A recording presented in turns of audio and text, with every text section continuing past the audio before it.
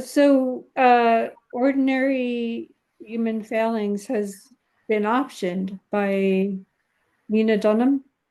Yeah, so she and A24 International like co-bought the option. And hopefully I think this yeah, in August, she and I have met a couple of times to discuss, and then she's finishing shooting something in August, so we're gonna get together then and start to write something together. That's very exciting. That's wonderful. Yeah. I'm Yeah. excited just because I also don't know anything about it, so I'm curious to try and learn. Like I've never written a script before. I did some editing of like somebody optioned my first book and it never went anywhere. But when the person wrote the pilot for that, I kind of workshopped it with her. But I've never myself done any of that, so I'm just really curious to learn from her. Did you option your other book as well?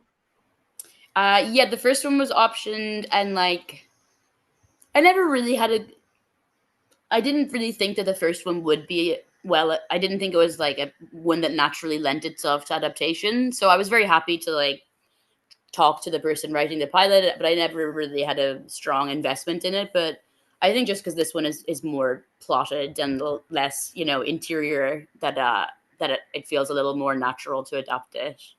Um, and also, if it doesn't go anywhere with the TV, I would definitely try to make a play of it. I think if that I feel like that could be really fun for me. Oh, that's really interesting. Yeah, that's really interesting. Yeah. What did you find out that you didn't know before? I am always amazed when I'm writing that that I find out things like, wow, I didn't. I think the main thing that I was surprised to learn and enjoyed thinking about was that my dad wanted kids actively, because I was an accident baby, and like my parents weren't together very long when they conceived me. So I was definitely unplanned. And for some reason I'd always assumed that cuz he was a little older than my mom. She was 26 and he was 33, I think, when I was born. And so I assumed that he hadn't wanted them, and I'd never really thought about it much, but then at some point I asked him about it in the last year, and I was kind of taken aback by how passionately he had like apparently always wanted a kid, which was interesting to me for some reason. But yeah, and there wasn't I wasn't like learning a huge amount of like biographical information I didn't know, but actually another thing is that me and my dad had never really discussed his father's death very much, and then we did as a result of the kinds of things I was writing and thinking about, and that's been really important to both of us because I was 6 when my grandfather died, so I didn't, I don't have like a bunch of memories of him, and I'd always felt a little, almost like a little embarrassed that I didn't have a stronger connection to this part of my dad's life because he was so devastated when his dad died, and it's kind of been interesting for both of us to get to discuss him properly, I think. James is the journalist, right? Tom. Um, Yeah. uh, what a dick. I mean, it who is he based on someone that you or just a kind of He was kind of based on, maybe I mentioned this to you before, I can't remember, but when I did work in that building where the tabloid was based also, we had this like staff training day where the whole building had to go, and so I was in this training thing with some of the tabloid guys, and there was this really sweet kid who was a Daily Mail intern, and he was maybe like 19 or 20, and he had just arrived to London from a quite rural area in southwest England, and he was really excited and really green, and I just had this sinking feeling where I was like, oh, I guess this guy's going to get destroyed by the Daily Mail, and as in either he won't be able to do the things they require you to do and he'll fail there, or they'll make him into a different kind of person who can do extremely harmful things and behave very immorally. And I guess I was kind of thinking about that, like this, thinking about a character who, yeah, who like started as a relatively, honorable or wanting to be honorable journalist, and then being in kind of inducted into this other culture. do you have a title for your new book? Yeah, it's called Rehearsal. What led you to that name and what did your dad think?